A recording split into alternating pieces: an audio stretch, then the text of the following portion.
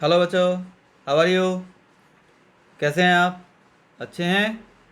मैं Vishal Singh from KJB science easy learning. Welcome back with linear equation in two variable class 10th mathematics.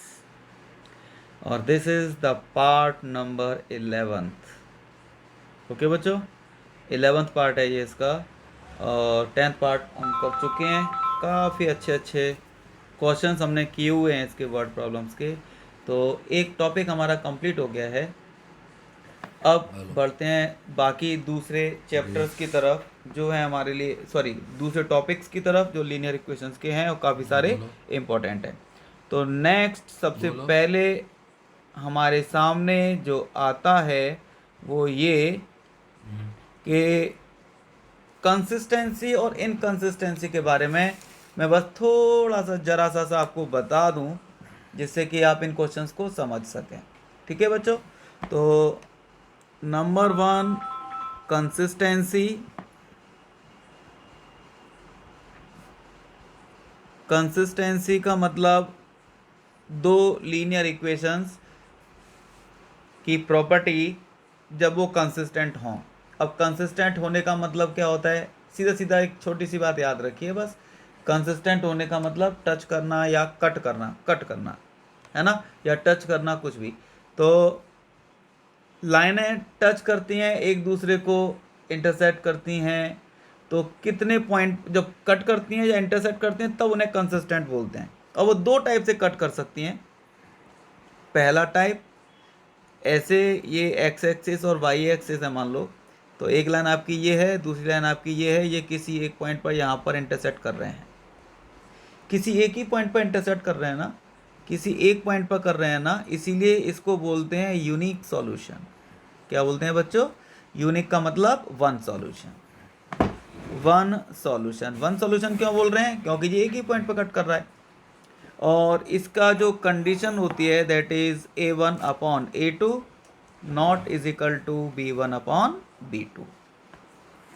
दूसरा वाला होता है, अगर ये दो हमारे एक्स एक्सिस और वाई एक्सिस हैं, एक लाइन हमने बनाई ऐसे और दूसरी लाइन वो भी जस्ट इसी के ऊपर है ऐसे, तो पक्का एक के ऊपर एक लाइनें हो गई हैं, ओवरलैप हो गई हैं। ओवरलैप हो गई है कि नहीं हो गई हैं? तो इस कंडीशन में लाइनें बहुत सारे पॉइंट पर टच कर रही हैं, बहुत सारे पॉइंट पर इंटरसेक्ट कर रही हैं, तो इसे बोलते हैं इन्फानाइट। इन्फानाइट या मैनी सॉल्यूशंस। सारे बच्चों को समझ में आ रहा है बच्चों? या फिर मैनी सॉल्यूशंस। इसका फॉर्मूला जो होगा that is a1/a2 is equal to b1/b2 is equal to c1/c2। आगे नहीं आगे सारे बच्चों को? ये तो हो गया कंसिस्टेंसी। कंसिस्टेंसी का मतलब टच करना। टच इस टाइप से करेगी एक पॉइंट पर तो यूनिक सॉल्यूशन, ये इसका फॉर्मूला हो गया। अगर टच ऐसे करेगी तो इनफाइनाइट सॉल्यूशन, और उसका फॉर्मूला ये हो गया। दूसरी कंडीशन होती है टच नहीं करना, इसको बोलेंगे इनकंसिस्टेंसी। इनकंसिस्टेंसी का मतलब कंसिस्टेंट हेलो। नहीं होने की प्रॉपर्टी। जब लाइनें हाँ जी। कंसिस्टेंट नहीं होंगी तो पक्का टच नहीं करेंगी, और टच नहीं करेंगी तो कैसी होंगी? कॉमन सेंस लगा के देख लो, लाइनें जब टच ना वही करें तो तो कैसी कंडीशन में होंगी? ऐसी कंडीशन में होंगी पैरेलल पैरेलल।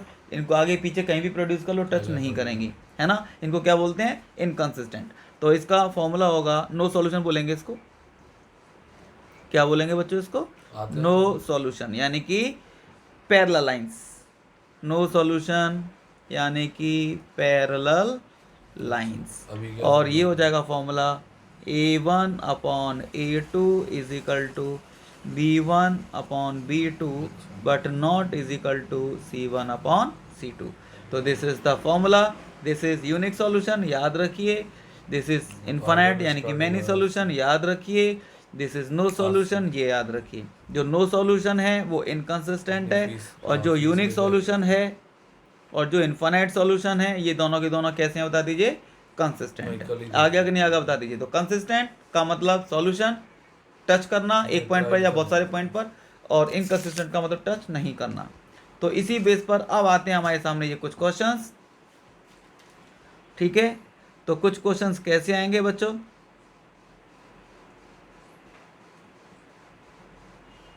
देखिए, क्वेश्चन में लिखा है ये रहा, ऑन कंपेयरिंग विद, अभी आपको याद है मैंने फॉर्मूले लिखे थे, क्या फॉर्मूले लिखे थे, A1/A2 B1/B2 C1/C2, ये तो लिखा था। तो ये चीज कंपेयर करनी है आपको, है ना। Comparing the ratios A1/A2 is equal to B1/B2 is equal to C1/C2, find out whether the lines representing following pair of linear equations, ये आपको लीनियर इक्वेशंस दे रखी हैं, इंटरसेक्ट एट अ पॉइंट, एक पॉइंट पर इंटरसेक्ट करती हैं, या फिर पैरेलल हैं, या फिर कोइंसिडेंट हैं। सारे बच्चे जानते हैं कोइंसिडेंट का मतलब एक के ऊपर एक, तो मतलब इनफाइनाइट सॉल्यूशन ही तो हुआ, है ना। तो आपको बस ये चेक करना है, 3 लाइनें हैं, कौन सी इसमें से पैरेलल है, कौन सी कोइंसिडेंट है यानी कि एक के ऊपर एक है, और कौन सी इंटरसेक्ट करती है किसी एक सिंगल पॉइंट पर। आपको कुछ नहीं करना भैया, आपको तो कुछ करना ही नहीं है, आपको तो बस एक छोटा सा काम करना है, A1/A2 की वैल्यू निकालनी है, B1/B2 की वैल्यू निकालनी है, और C1/C2 की वैल्यूज़ निकालनी है। आ गया कि नहीं आ गया। ये सारी की सारी वैल्यूज़ जब आप निकाल लेंगे, ये सारी सारी वैल्यूज़ जब आप निकाल लेंगे, तब आपको पता चल जाएगा कि कौन सा टाइप का सॉल्यूशन है, ठीक है ना। तो जो फर्स्ट वाला पार्ट है बच्चों आपके पास, that is 5x - 4y + 8 is equal to 0। इसमें आपको A1 B1 C1 कितने दिख रहे हैं बता दीजिए। A1 का मतलब 5, B1 का मतलब -4, और C1 का मतलब बच्चों 8। और जो दूसरी इक्वेशन है इसी पार्ट की, that is 7x + 6y - 9 is equal to 0। तो इसमें से A2 कितना है बेटा 7, B2 कितना है 6, C2 कितना है -9। आ गया कि नहीं आ गया बता दीजिए, ठीक है कि नहीं ठीक है। तो अब इसके आगे आपको ये 3 वैल्यूज़ निकालनी है, इसी से डिसाइड हो जाएगा कि कौन सा वाला सॉल्यूशन है। तो मैंने देखा A1/A2 निकाला, दिस इज A1 और this is A2, that is 5/7, B1/B2, तो दिस इज B1 यानी कि -4, दिस इज B2 यानी कि 6। अगर आप इसको काट देंगे तो ये 2 से कट जाएगा, और ये 2 से कट जाएगा 3। अब देखिए ये वाली वैल्यू और ये वाली वैल्यू इक्वल नहीं है, तो फिर मुझे C1/C2 निकालने की कोई ज़रूरत ही नहीं है, मुझे पहले से ही मेरा काम ख़त्म हो गया है। A1/A2 की वैल्यू इक्वल नहीं है B1/B2 के, और ये जो कंडीशन है, कौन सी वाली कंडीशन है, ये पक्का यूनिक सॉल्यूशन की कंडीशन है। यूनिक सॉल्यूशन की कंडीशन है कि नहीं है। तो इसका मतलब ये हुआ कि ये दोनों लाइनें कैसी हैं बच्चों बता दीजिए, ये दोनों लाइनें कैसी हैं, एक किसी पॉइंट पर इंटरसेक्ट करती होंगी, क्योंकि इनका यूनिक सॉल्यूशन है। आ गया कि नहीं आ गया। सेम इन दोनों के लिए देखो, 9 का और 18 का रेशियो निकालेंगे 1/2 आएगा, 3 का और 6 का रेशियो निकालेंगे 3/6, तो ये भी 1/2 आएगा, 12/24 करेंगे तो ये भी 1/2 आएगा। तीनों चीज़ें इक्वल आ गई, और तीनों जब इक्वल होते हैं तो पक्का इनफाइनाइट सॉल्यूशन होता है। कौन सा सॉल्यूशन होता है बच्चों, इनफाइनाइट सॉल्यूशन। इसको प्रॉपर तरीके से आप खुद कर लेंगे अपने आप, जैसे कि मैंने ये लिखा है, ठीक है ना। ये सेकंड हो गया, है ना।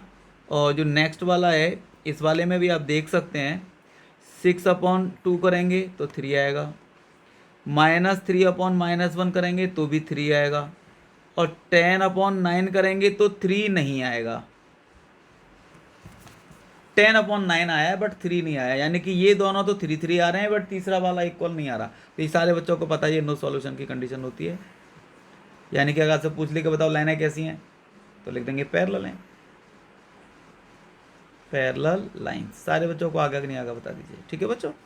ओके, नेक्स्ट क्वेश्चन बढ़ते हैं हम यहाँ पे नेक्स्ट क्वेश्चन की तरफ। सारे बच्चे देखेंगे ध्यान से इसको, और इसमें लिखा है बच्चों, ऑन कंपेयरिंग, ये फिर दोबारा से same condition, A1/A2 is equal to B1/B2 is equal to and C1/C2, find out whether the following pair of linear equations are consistent और इनकंसिस्टेंट।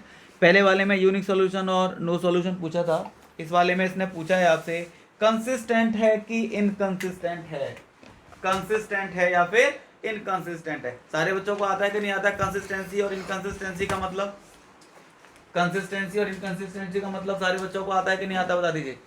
कंसिस्टेंसी का मतलब है या तो यूनिक सॉल्यूशन या फिर इनफाइनाइट सॉल्यूशन, और इनकंसिस्टेंसी का मतलब है पैरेलल लाइंस। ठीक है कि नहीं? ठीक है, तो इसमें से सारे आप खुद करेंगे, मैं ये वाला करता हूँ आपके लिए, क्योंकि इसमें फ्रैक्शन है, आपको लगेगा कि सर फ्रैक्शन वाला थोड़ा सा ऐसे लग रहा है, इसी कर दो। तो चलिए, तो ये थर्ड वाला मैं करता हूँ, ध्यान से देखेंगे सारे बच्चे। थर्ड वाला है बेटा 3/2x 5/3y is equal to 7। तो इसके नीचे अगर मैं एलसीएम ले लूँ 6, ये कटेगा 3 टाइम्स तो ये हो जाएगा 9x, ये कटेगा 2 टाइम्स तो ये हो जाएगा 10y is equal to 7। Cross multiply कर देंगे बच्चों, तो ये हो जाएगा कितना बोलो, 9x plus 10y is equal to 42। 9x plus 10y minus 42 is equal to 0। ये आ गया, फर्स्ट इक्वेशन हो गई। इसमें से आप a1 b1 c1 लिख दो। तो जो a1 है दैट इज़ 9, जो b1 है दैट इज़ 10, और जो c1 है दैट इज़ माइनस का 42। ठीक है कि नहीं? ठीक है। दूसरी इक्वेशन क्या थी इसकी?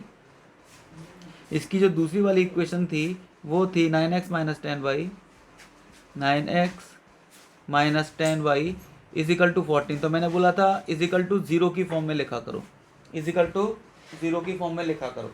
ठीक है कि नहीं? ठीक है, तो कैसे पता चलेगा बच्चों सबको? सारे बच्चों को आ गया कि नहीं आ गया बता दीजिए। सारे बच्चों को आ रहा है कि नहीं आ रहा है? तो कैसे पता चलेगा बेटा? इसमें से आप जल्दी से निकाल के दिखा दीजिए मुझे। आगे सारे बच्चों को पक्का समझ में आ रहा है? सबको पक्का आ रहा है कि नहीं आ रहा है? तो यहाँ से A2 B2 C2 बता दो। A2 कितना है बोलो बेटा 9, B2 कितना है बोलो बेटा -10, और C2 कितना है बोलो बेटा माइनस का 14 है। तो अब अपने आप निकाल के दिखा दो मुझे A1/A2। सारे बच्चों को आता है कि नहीं? देखो सारे बच्चे कितने होशियार हैं मेरे। 9 A1/A2, 9/9 आ गया, यानी कि 1 आ गया। आ गया कि नहीं आ गया? अरे बोलो यार। और इसमें से B1/B2 कितना निकाला मेरा? अगर मैं B1/B2 निकालूं तो B1 है 10 और B2 है -10। अब बेटे यही नाटक हो गया बस, ये -1 आएगा। आ गया कि नहीं आ गया? माइनस में आएगा कि नहीं आएगा बोलो? अरे बोलो यार। तो इसका मतलब हमने चेक कर लिया कि A1/A2 की वैल्यू इक्वल नहीं है B1/B2 के, और जब ये वैल्यू इक्वल नहीं है तो सबको पता है ये यूनिक सॉल्यूशन है। यूनिक सॉल्यूशन है कि नहीं है बता दो? यूनिक सॉल्यूशन है कि नहीं? सारे बच्चों को समझ में आ रहा है? पक्का समझ में आ रहा है? यूनिक सॉल्यूशन हो गया। चलिए नेक्स्ट बढ़ते हैं आगे वाले क्वेश्चन की तरफ। ये सारे के सारे जो क्वेश्चंस हैं मैंने करके बता दिए हैं। ये सारे के सारे क्वेश्चंस होमवर्क में हैं। This one, this one, this one and this one. आगे सारे बच्चों को ओके। चलिए अब बढ़ते हैं आगे वाले क्वेश्चन की तरफ। नेक्स्ट क्वेश्चन है हमारे पास क्वेश्चन नंबर 3। क्वेश्चन नंबर 3, तो इसमें लिखा है the pair of equations this and this has 1 solution, 2 solution, infinite solution, no solution. देखो इसको तो आप वैसे ही लात मार दो। अब ये बता दीजिए क्यों लात मार दी सर आपने इसको? इससे ऐसी क्या दुश्मनी थी आपकी? अरे यार हमने 3 कंडीशन पढ़ी है बस, यूनिक सॉल्यूशन, नो सॉल्यूशन और इनफाइनाइट सॉल्यूशन। 2 सॉल्यूशन तो हमने पढ़ा ही नहीं है, 2 सॉल्यूशन तो होता ही नहीं है। तो इसका 2 सॉल्यूशन इसने ऑप्शन कैसे दे दिया? तो बेवकूफ़ है ना? इसको तो वैसे ही लात मार दो। अब या तो यूनिक सॉल्यूशन होता है, या फिर इनफाइनाइट सॉल्यूशन होता है, या फिर नो सॉल्यूशन होता है। अब ये मैं चेक कर रहा हूँ कौन सा वाला है ना?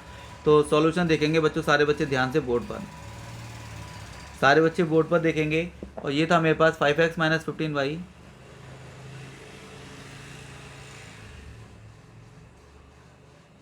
Is equal to 8। तो अगर आप चाहें, चलो इजिकल टू 8 ही लिख दो यार। 5x minus 15y minus 8 is equal to 0। इसमें से A1 कितना था 5, B1 कितना था माइनस का 15, और C1 कितना था माइनस का 8, है ना? और ये कितना था बोलो 3x माइनस का 9y इजिकल टू 24/5। इसके नीचे लिखिए 1 और करिए क्रॉस मल्टीप्लाई। कितना आ जाएगा 15x, 9 5 जा, अरे 45। या फिर एक काम कर सकते थे हम, इसमें से 3 को कॉमन लेके काट सकते थे। चलो कोई बात नहीं, हम नेक्स्ट स्टेप में काट देंगे अब, है ना। 9 5 जा 45, y इज इक्वल टू 24। ठीक है बच्चों, आगे सबको समझ में। तो आप इसमें से अब 3 को कॉमन ले ही लो, कितना बचेगा 5x minus 15y is equal to 24।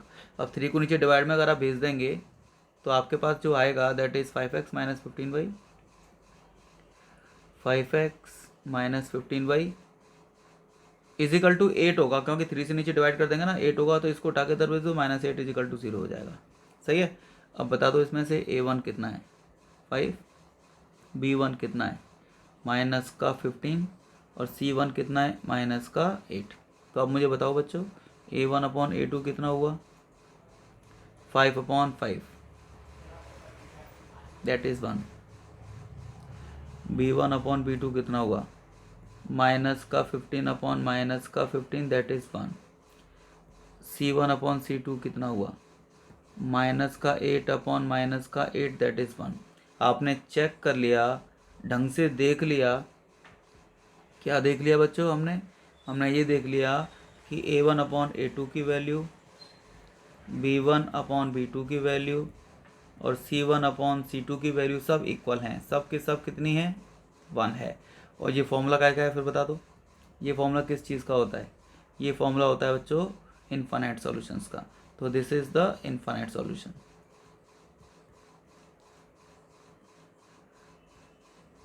Infinitely many solution. सारे बच्चों को आ गया कि नहीं आ गया बता दीजिए, सारे बच्चों को आ गया कि नहीं आ गया। तो this is the right answer. ठीक है बेटा, इस टाइप से क्वेश्चन आपसे वो एग्जाम में पूछेगा। नेक्स्ट क्वेश्चन ये आपके लिए है, डिजिट वाले क्वेश्चंस आपने बहुत सारे किए हुए हैं। एक्स और वाई मान के यूनिट डिजिट को एक्स, टेंस डिजिट को वाई मानिए, सॉल्व करिए। The sum of the digits of a 2 digit number is 9, 27 is added to its, the digits of the number get reversed, तो द नंबर इज, वो number क्या होगा। ठीक है कि नहीं, ठीक है बच्चों। देखिए कितना इजी क्वेश्चन है, वो सॉल्व तो आपको करना आता है, मैं आपको आंसर बता रहा हूँ इसका कैसे करेंगे। 2 कंडीशन है इसमें। पहली कंडीशन दोनों डिजिट का सम 9 होना चाहिए। देखो किस किस का सम 9 है, 5 और 2 7, इसको हटा दो, सम 9 होना चाहिए था। अब ये केवल 3 नंबर जिंदा हैं, एक ये वाला, एक ये वाला और एक ये वाला, इन तीनों में से कोई सा भी एक होगा। 27 ऐड करने के बाद ये रिवर्स हो जाना चाहिए, है ना। तो अगर मैं 72 में 27 ऐड करूंगा तो रिवर्स क्या होगा इसका, इसको हटा दो अब, है ना। अब 63 में 27 ऐड करूंगा तो रिवर्स 36 बनेगा, ऐड करने से थोड़ी 36 बनता है। इसमें अगर मैं 27 ऐड कर दूंगा तो 36 थोड़े होगा, ये भी गायब हो गया, अब जी रह गया बस। इसी में 27 ऐड करके देख लो कितने बचे, 16 हासिल 1, ये लो 63 आ गया कि नहीं आ गया।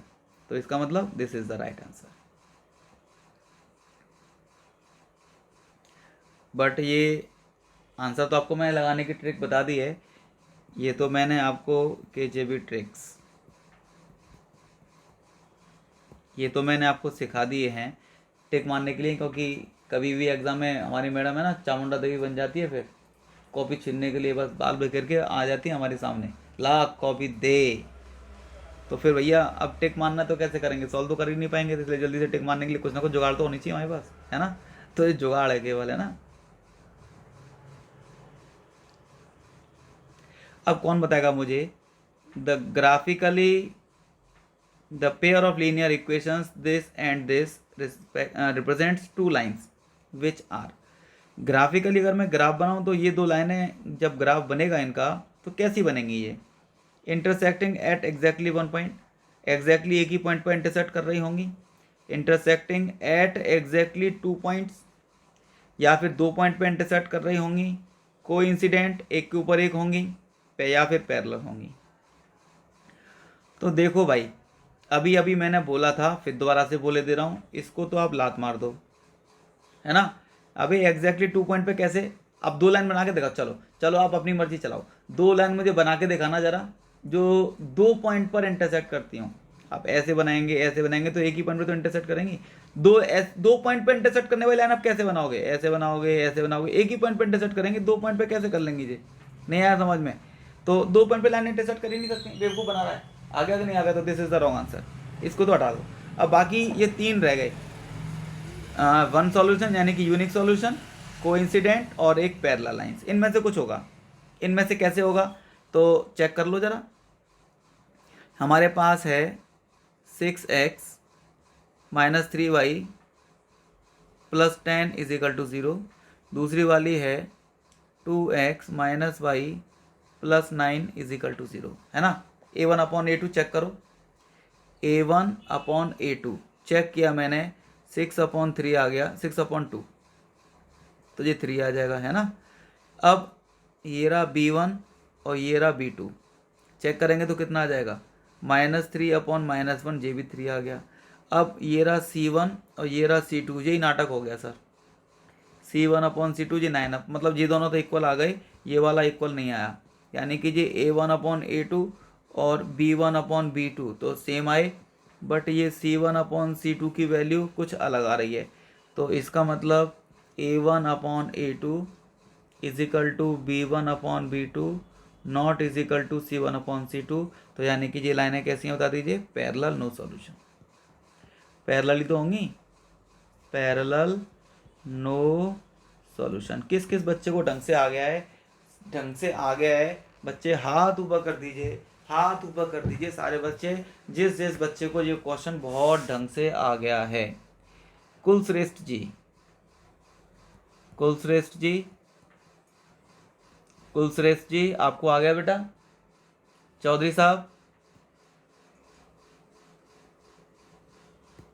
चौधरी साहब आपको आ गया बेटा, पक्का आ रहा है कि नहीं आ रहा बता दीजिए मुझे। चलिए, तो नेक्स्ट क्वेश्चन है हमारे सामने प्यारे बच्चों, और वो क्वेश्चन है the pair of equations x plus 2y plus 5 is equal to 0। एक तो ये इक्वेशन है हमारे पास, and -3x minus 6y plus 1 is equal to 0, एक ये इक्वेशन है। आपको ये चेक करना है कि फिर वही प्रॉब्लम, एक सॉल्यूशन है कि 2 सॉल्यूशंस हैं, इन्फिनिटली मैनी सॉल्यूशंस हैं, या फिर नो सॉल्यूशन है। आपकी हेल्प कर दे रहा हूँ मैं, इसको तो आप क्रॉस कर दीजिए, ये तो हो नहीं सकता, है ना, हो नहीं सकता, हो नहीं सकता, ये तो हो ही नहीं सकता।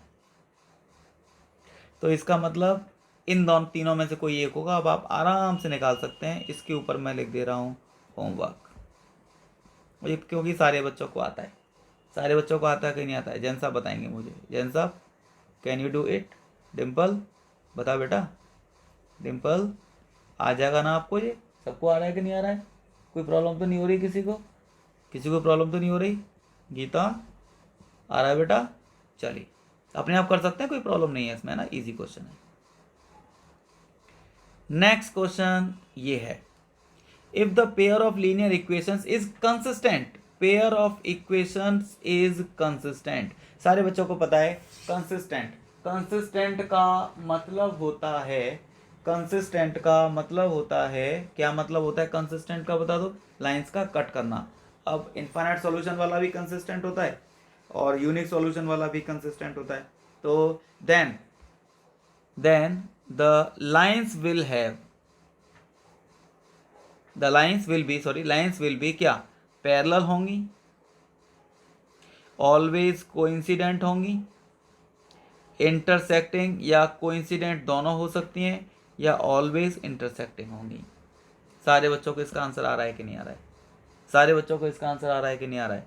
आप इसका आंसर खुद निकालेंगे, खुद खुद खुद, दिस इज योर होमवर्क।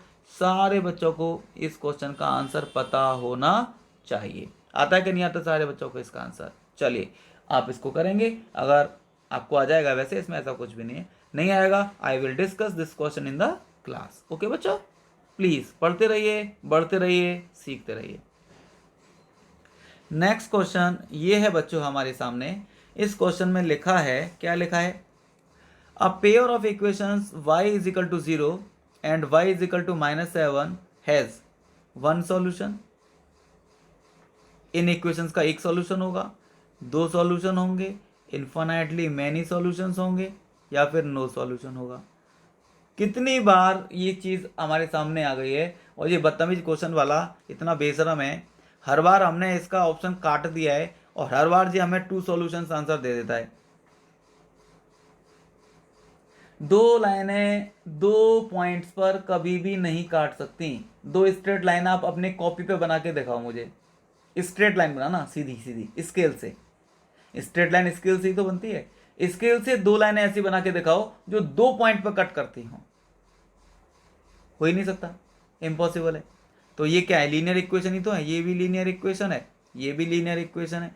अब ये दोनों लाइनें 2 पॉइंट पर कैसे कट कर लेंगे भाई, कर ही नहीं पाएंगी। आ गया कि नहीं आ गया सबको समझ में, 2 पॉइंट पर कट कर ही नहीं सकती, तो अब कितने पॉइंट पर कट करेंगी तो फिर अब ये चेक करना पड़ेगा। आपको ध्यान होगा आज मैंने ये क्वेश्चंस क्लास में डिस्कस किए थे, ग्राफ बना के बता देता हूं।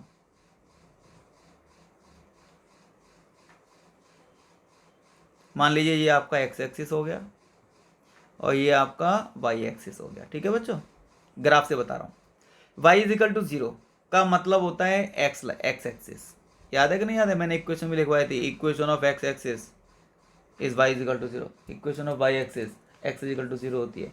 तो ऐसे ही ये y इज इक्वल टू 0 का मतलब ये x एक्सिस की बात कर रहा है, ये पूरा की पूरा x एक्सिस, ठीक है। अच्छा, इसकी इक्वेशन दी तो y इज इक्वल टू 0 हो गई। एक y इज इक्वल टू -7, अब y इज इक्वल टू -7 कहाँ पे होता है, पक्का y की वैल्यू ऊपर की तरफ तो प्लस की होती है, इधर की तरफ तो प्लस की होती है, नीचे की तरफ जाएंगे तो ये नेगेटिव होंगी। तो -7 मान लो यहाँ पर ये -7 है, यहाँ पर y इज इक्वल टू कितना बोलो बच्चों, -7 है ना। अब क्योंकि y की वैल्यू -7 है, इसमें x का तो कोई टर्म ही नहीं है, इसका मतलब ये x एक्सिस के पैरेलल है, तो इसका मतलब यहाँ से x एक्सिस के पैरेलल लाइन बनेगी ऐसे करके, और इस लाइन का नाम होगा y इज इक्वल टू -7। आ गया कि नहीं आ गया बता दीजिए, y इज इक्वल टू -7। अब सारे बच्चे देख लीजिए, ये वाली लाइन का नाम है y इज इक्वल टू 0, ये वाली लाइन का नाम है y इज इक्वल टू -7। तो ग्राफ से पता चल रहा है ना कौन सा सॉल्यूशन होगा। अब ये तो पैरेलल है, पैरेलल है तो मतलब नो सॉल्यूशन होगा, दिमाग मारने की जरूरत ही नहीं है। आ गया कि नहीं आ गया बता दीजिए, सारे बच्चों को आ गया कि नहीं आ गया, सारे बच्चों को आ गया कि नहीं आ गया, मुझे बस ये बता दीजिए। परी को आ गया कि नहीं आ गया, भाई परी बहुत अच्छी बच्ची है, सबको समझ में आ रहा है कि नहीं आ रहा है, सबको समझ में आ रहा है कि नहीं आ रहा, बोलो। विवेक, विवेक, वैभव, सबको समझ में आ रहा है बेटा, सबको आ रहा है कि नहीं आ रहा है। विवेक, वैभव एंड व्याख्या,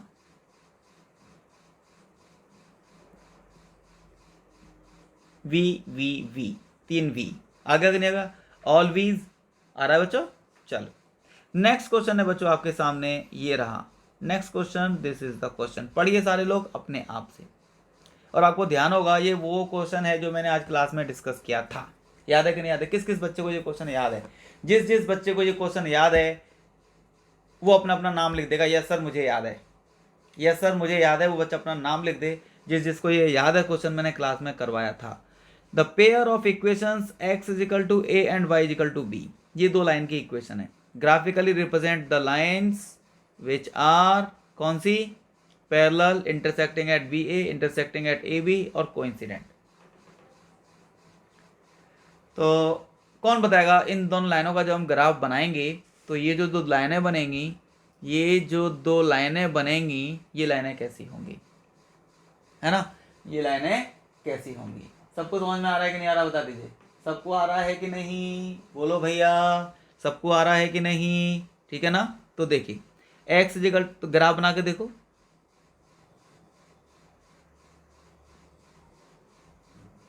x is equal to a, plus का ए है माइनस का तो है नहीं, तो x is equal to a मान लो, चलो यहाँ पर ए है, ये x is equal to a, क्योंकि x is equal to a है, प्लस का है, अब इसमें वाई तो है नहीं, वाई नहीं है तो मतलब ये वाई एक्सिस के पैरेलल बनेगी, अगर एक्स नहीं है तो एक्स के पैरेलल बना दो, वाई नहीं है तो वाई के पैरेलल बना दो, ठीक है ना। Y is equal to b, plus का है, माइनस का होता तो नीचे जाते, लेकिन ये प्लस का तो ऊपर जाएंगे। अब वाई इजिकल टू बी, अब कितना ऊपर, अब बी कोई वैल्यू तो है नहीं, 1 2 3 जैसे होती है, तो अपनी मर्जी से कहीं भी मान लो, चलो यहाँ पर है, ये बी है ना, वाई इजिकल टू बी है, वाई इजिकल टू बी। अब क्योंकि इसमें एक्स तो है नहीं, अब x नहीं है तो x के पैरेलल बना दो।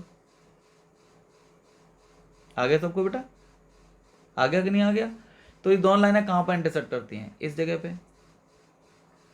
इस जगह पे इंटरसेक्ट करेंगी तो हम हमेशा किसी भी पॉइंट के कोऑर्डिनेट जब लिखते हैं तो हमेशा x, y की फॉर्म में लिखते हैं। पहले लिखते हैं x और बाद में लिखते हैं y।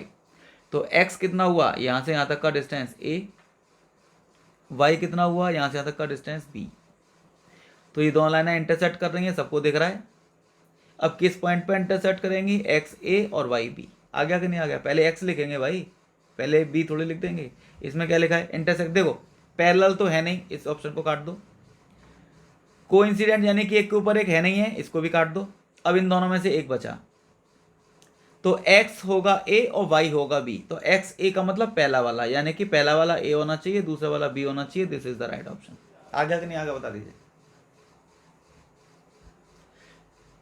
सारे बच्चों को आता जा रहा है कि नहीं आता जा रहा बेटा? सबको आता जा रहा है? बोल दीजिए। नेक्स्ट वाला है, for what value of k, for what value of k do the equation this and this represent the coincident lines. किस किस बच्चे को आ रहा है?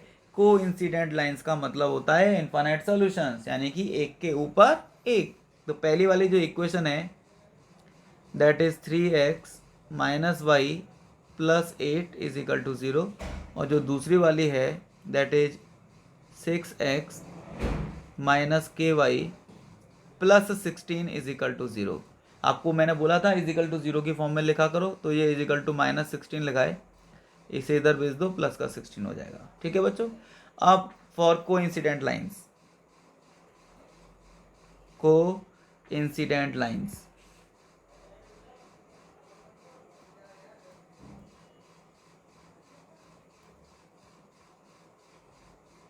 कोइंसिडेंट लाइंस क्या लिखेंगे? a1 upon a2, b1 upon b2, c1 upon c2। तो a1 upon a2 की वैल्यू कितनी है? 3 अपॉन 6। अरे यार अब तो शॉर्टकट में लिख लो, अब तो लिखने की जरूरत ही नहीं है, हमें तो टिक मारने है भाई। एग्जाम में टिक मारनी है कि नहीं मारने? पूरी रामायण लिखेंगे पूरे घंटे भर में तो कहाँ से पेपर हो पाएगा आपका? This is a1, this is b1, है ना, is equal to b1 upon b2, this is b1 और दिस इज b2, यानी कि माइनस का 1 अपॉन माइनस का k, दिस इज c1 और दिस इज c2, 8 अपॉन 16, है ना। 3 का टेबल सबको आता है 2 टाइम्स, 8 का टेबल सबको आता है 2 टाइम्स। हमारे पास जो बचेगा दैट इज 1 अपॉन 2, माइनस से माइनस को काट सकते हो, 1 upon k, 1 upon 2, cross multiply कर देंगे, k is equal to 2। This is the right answer. सारे बच्चों को आगे नहीं आगे बता दीजिए। अरे एग्जाम में तो इतना भी नहीं लिखेंगे यार, हमें अच्छे से पता होता है। इनफाइनाइट सॉल्यूशन का फॉर्मूला लगेगा, तो सीधा सीधा this upon this is equal to this upon this is equal to this upon this. एक ही लाइन में लिखेंगे, ये लाइन लिखेंगे सीधे सीधे, ये वाली लाइन, इस लाइन के बाद ये लिख के एक लाइन में आंसर आ जाएगा। 15 सेकंड में टिक मार देंगे। ठीक है बच्चों? नेक्स्ट क्वेश्चन ये आपके लिए है, इसमें लिखा है if the lines this and this are parallel the value of k. Parallel lines हैं तो के की वैल्यू निकालनी है। कौन सा फॉर्मूला लगेगा? 3 फॉर्मूले में से आप डिसाइड करेंगे और सॉल्व करेंगे इस क्वेश्चन को। आपके लिए प्रैक्टिस का क्वेश्चन है। सारे बच्चों को ये वाला क्वेश्चन आता है कि नहीं आता? बता दो मुझे। सारे बच्चों को ये क्वेश्चन आता है कि नहीं आता? पहले ये बता दो मुझे। अर्पित जल्दी बता, आता है कि नहीं आता? पक्का बता दे आज, पक्का बता दे। अर्पित तुझे आता है कि नहीं आता? गोला जी, हे गोला जी, आता है कि नहीं आता? बता दीजिए गोला जी। पक्का सारे बच्चों को आता है कि नहीं आता है? चलिए नेक्स्ट क्वेश्चन आएगा आपके सामने ये वाला। इसमें लिखा है बच्चों the value of c for which the equation this and this will have infinitely many solutions. इन दोनों इक्वेशंस के इन्फाइनाइटली मैनी सॉल्यूशंस हैं, तो c की वैल्यू कितनी होगी? तो c की वैल्यू कितनी होगी? देखो जरा, देखते हैं जरा इस क्वेश्चन को। इस क्वेश्चन को तो देखना बहुत इजी काम है। हमारे बच्चे इसके साथ तो कबड्डी खेलते हैं, खेलते कि नहीं खेलते हैं भाई साहब? क्यों जैन साहब, कबड्डी खेलते हो ना ऐसे क्वेश्चन के साथ? इजिकल टू 2 है तो इसको -2 इजिकल टू 0 लिख सकते हैं। मैंने बोला था कि इजिकल टू 0 की फॉर्म में होना चाहिए। इस वाली इक्वेशन को क्या लिख सकते हो आप? इजिकल टू 0 की फॉर्म में लिखना 6x minus 2y minus 3 is equal to 0। आ गया कि नहीं आ गया? बता दीजिए। तो for infinite solution, for infinite solution क्या लिखेंगे बोलो, c upon 6 is equal to minus का 1 अपॉन माइनस का 2 इज इक्वल टू माइनस का 2 upon minus 3, a1 upon a2 is equal to b1 upon b2 is equal to c1 upon c2। ये वाला minus cut गया, ये वाला minus cut गया। ठीक है कि नहीं ठीक है, ठीक है कि नहीं ठीक है। तो अब आप c की वैल्यू कौन बताएगा। चलिए मैं 1 मिनट के लिए आपका वेट कर रहा हूँ, मुझे आपका ऑप्शन का वेट करना पड़ रहा है। आप ये वाला आंसर टिक मारेंगे या फिर ये वाला या फिर ये वाला या फिर नो वैल्यू। मुझे अपना आंसर बता दीजिए जल्दी से मैं आपको वेट कर रहा हूँ। I am waiting. देखो ऐसे ये गोला घूम रहा है मेरे दिमाग में, है ना। कौन मुझे इसका आंसर बताएगा, आई एम जस्ट वेटिंग। कौन मुझे इसका आंसर दे रहा है जल्दी से, कौन मुझे इसका आंसर दे रहा है, जल्दी बता दो फटाफट, इतना टफ क्वेश्चन नहीं है ये। देखो मेरे भाइयों, चलो मैं पहले ये ऑप्शन ही चेक कर लूँ। अगर ये वाला ऑप्शन सही होता, सी के प्लेस पर आप 3 लिख दो, तो 3 अपॉन 6 ये 1 अपॉन 2 हो जाता। ये वाला 1 अपॉन 2 है ही है, लेकिन ये वाला 2 अपॉन 3 है। ये दोनों इक्वल होते लेकिन ये वाला इक्वल नहीं होता, तो लाइन है कभी भी इन्फिनिट सॉल्यूशन नहीं हो सकता था, यानी कि ये वाला ऑप्शन गलत है। अब अगर मैं बी के प्लेस पर 3 मान लूँ, है ना, अगर मैं बी के प्लेस -3 मान लूँ, अगर मैं -3 मान लेता तो क्या होता, इधर मैं -3 मान लेता यहाँ पे, तो क्या होता, -3 अपॉन 6 यानी कि माइनस का 1 अपॉन 2 होता। ये वाला 1 अपॉन 2 है, दूसरा वाला, ये तो गड़बड़ हो गई, ये दोनों इक्वल नहीं हो रही, तो यूनिक सॉल्यूशन हो जाता। फिर अगर मैं -12 मान लूँ तो, अगर मैं -12 मान लूँ तो, अगर मैं -12 मान लूँगा यहाँ पे, अगर मैं -12 मान लूँगा तो -12 अपॉन 6 -2 हो जाएगा, और ये 1/2 है, तब भी कुछ नहीं होगा। तो फिर मैं किसको टिक मारूं, सी की वैल्यू पे मैं क्या ऑप्शन टिक मारूं कि a1 upon a2 is equal to b1 upon b2 is equal to c1 upon c2 हो जाए, जिससे कि इन्फिनिट सॉल्यूशंस हो जाएं। आपको पता चल रहा है कि कोई भी वैल्यू ऐसी नहीं है जिससे कि a1 upon a2 is equal to b1 upon b2 is equal to c1 upon c2 हो जाए। तो इसका मतलब ये हुआ, इसका आंसर आएगा ये, इसका आंसर आएगा ये। आ गया कि नहीं आ गया सारे बच्चों को। तो इसका मतलब ये हुआ कि हम c के प्लेस पर कोई सी भी वैल्यू पुट नहीं कर सकते जिससे कि इनफाइनाइट सॉल्यूशन हो जाए, है ना। ये ऑप्शन हुआ। कॉमन सेंस की बात है यार, कॉमन सेंस की बात है यार, बताओ कॉमन सेंस आपको है कि नहीं है। इस लाइन को जरा दोबारा लिखना, इस लाइन को जरा दोबारा लिखना आप। चलो मैं लिख के दिखा दे रहा हूँ। c upon 6 is equal to 1 upon 2 is equal to 2 upon 3। अबे आप c के प्लेस पे कुछ भी लिख दोगे तो अलग अलग वैल्यू लिखेंगे c की, तो ये वाली वैल्यू तो अलग अलग आएगी।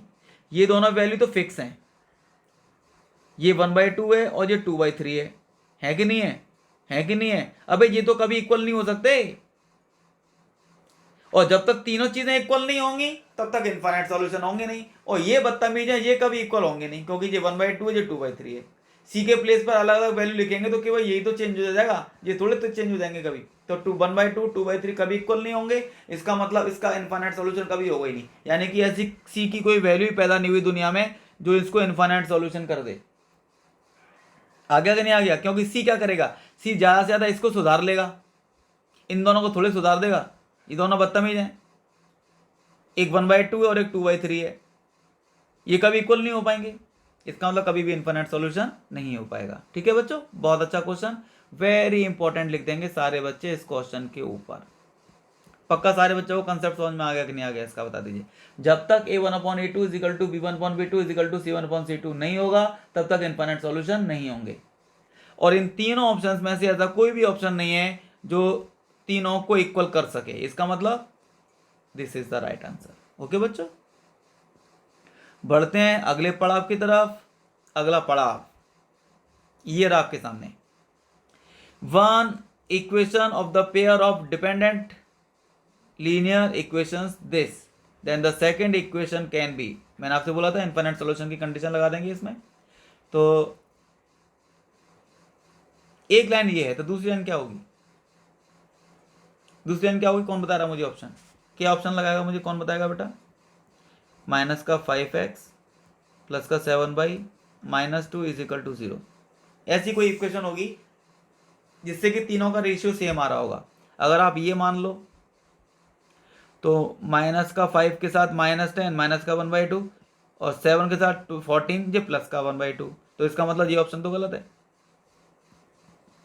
अब इसके साथ इसको चेक करो, a1/a2 निकाला, 5/-10 यानी कि 1/2 आ गया, 7/14, लेकिन ये 7 प्लस का और ये 14 माइनस का, तो ये माइनस का 1/2 आएगा, ये एक डिफरेंट हो गया, तो ये भी नहीं है। अब इस वाले को चेक कर लो, अब इस वाली इक्वेशन के साथ a1/a2 करेंगे तो -1/2 आएगा, b1/b2 करेंगे तो 1/2 आएगा, और c1/c2 करेंगे तो ये -1/2 आ जाएगा, क्योंकि ये इधर जाके प्लस का हो जाएगा। मैंने बोला था इक्वल टू 0 की फॉर्म में लिखा करो, तो ये वाला भी नहीं है, तो अगर जी रह गया लास्ट में जिंदा, चेक करना जरा। 5/10 यानी कि माइनस का 1/2, 7/-14 माइनस का 1/2, 2/-4। तो देखो ये इधर जाके माइनस का हो जाएगा और ये इधर जाके प्लस का हो जाएगा, तो 2/-4 ये भी माइनस का 1/2 आएगा, तो this is the right answer. आ गया कि नहीं आ गया तीनों का? अरे केवल a1/a2 equal to b1/b2 equal to c1/c2, केवल लास्ट वाले ऑप्शन के साथ ही तो सही हो रहा है, इसका मतलब वही वाला सही है बस। आ गया कि नहीं आ गया सारे लोगों को? नेक्स्ट क्वेश्चन है हमारे सामने बच्चों, ये आपके लिए होमवर्क है। A pair of linear equation which has unique solution with this, इसके साथ sorry which has a unique solution x equal to y equal to 3, इनमें से कौन सी इक्वेशन है जिसका सॉल्यूशन x इक्वल टू 2 और y इक्वल टू 3 है? आप चेक कर लेंगे सॉल्व करके, है ना। और फिर दूसरा तरीका तो आपके पास है ही, अगर आपको ऑप्शन टिक मारना है बस, सॉल्व नहीं करना, तो x इक्वल टू 2 और y इक्वल टू 3 इसमें इसमें इसमें और इसमें पुट करके देख लो। पहली और दूसरी दोनों इक्वेशन सेटिस्फाई हो जानी चाहिए, ये दोनों जब सेटिस्फाई हो जाएंगी, LHS RHS सेम आ जाएगा, तो वही आंसर होगा, ठीक है। या फिर आप सॉल्व करके निकाल लो। नेक्स्ट क्वेश्चन नंबर 15, ये रहा आपके सामने, x equal to a and y equal to b is the solution of the equations this and this, then the values of a and b are, तो a की और b की values क्या होंगी? अरे यार x इक्वल टू a और y equal to b इसका सॉल्यूशन है, ध्यान से सुन लो कान खोल के, x इक्वल टू a और y इक्वल टू b इसका सॉल्यूशन है, तो इसका मतलब हम x को हटा के a और y को हटा के b लिख सकते हैं। हमने 9th क्लास में सीखा था जो सॉल्यूशन होता है उसके प्लेस पे वैल्यू पुट कर सकते हैं, तो इसका मतलब x को हम a लिख सकते हैं और y को उठा के हम b लिख सकते हैं, तो ये वाली इक्वेशन किस फॉर्म में आ जाएगी, a minus b is equal to 2 आ जाएगी, और ये वाली इक्वेशन किस फॉर्म में आ जाएगी बच्चों, a plus b is equal to 4 आ जाएगी। ऐसा हम क्यों लिख रहे हैं, क्योंकि हमें x को a और y को b लिखना है, क्वेश्चन ने कहा है, क्वेश्चन ने हमसे कह दिया है, क्वेश्चन ने आपको लाइसेंस दे दिया है लिखने के लिए, भैया लिखो, इनको ऐड कर देंगे, b कट जाएगा, 2a इजिकल टू 6, तो a इजिकल टू 3, और यहाँ पर अगर हम a इजिकल टू 3 पुट कर देंगे तो b इजिकल टू 1, 3 और 1 3 और 1 3 और 1, this is the right answer. सारे बच्चों को आ गया कि नहीं आ गया बता दीजिए, पक्का सारे बच्चों को आ रहा होना चाहिए, बहुत ज़बरदस्त तरीके से वैसे आना चाहिए भाई साहब, ठीक है ना। तो next this is the question number 16, और इसमें लिखा है solve the following pair of linear equations, ये है आपके सामने, ये है आपके सामने, ये है आपके सामने, ठीक है कि नहीं, ठीक है। और ये क्वेश्चन मैंने आपको करा दिया था, आज क्लास में करवाया था कि नहीं करवाया था, मैंने बोला था, देखिए मैं लिख के दिखाता हूँ, 21x 47y is equal to 110, दूसरी इक्वेशन थी 47x प्लस का 21y इज इक्वल टू 162। किस किस को याद है, एक क्वेश्चन मैंने किया था, 99 और 101 जिसमें नंबर्स लिखे हुए थे, कैसे किया था, किस किस को याद है कैसे किया था, कौन कौन बच्चा इस क्वेश्चन को उसी तरीके से उसी मेथड से कर सकता है? सारे बच्चे कर सकते हैं, पक्का कर सकते हैं, प्रॉमिस कर दीजिए, कर सकते हैं ना, कर सकते हैं ना, पक्का। चलिए तो ये क्वेश्चन मैं आपके लिए छोड़ रहा हूँ होमवर्क में, और इस क्वेश्चन का आप आराम से बड़े प्यार से आंसर निकाल लेंगे सारे बच्चे, ओके बच्चों प्लीज़ बहुत अच्छे तरीके से पढ़िए, बहुत अच्छे बच्चे हैं आप, मुझे अच्छे से पता है, you are a very nice boys, very nice girls. जब तक आप इन क्वेश्चंस को बहुत अच्छे तरीके से नहीं करेंगे तब तक आपके मार्क्स स्कूल में और एग्जाम में बहुत अच्छे नहीं आएंगे। इन क्वेश्चंस को बहुत ज़बरदस्त तरीके से करते जाइए। आपका एग्ज़ाम था, गायत्री में आज एग्ज़ाम था JPS में, सारे बच्चों ने देखा, सारे के सारे क्वेश्चन वो थे जो हमने किए हुए थे कि नहीं किए हुए थे, हैं गीता, किए थे ना, तो प्लीज़ करते रहिए और बढ़ते रहिए।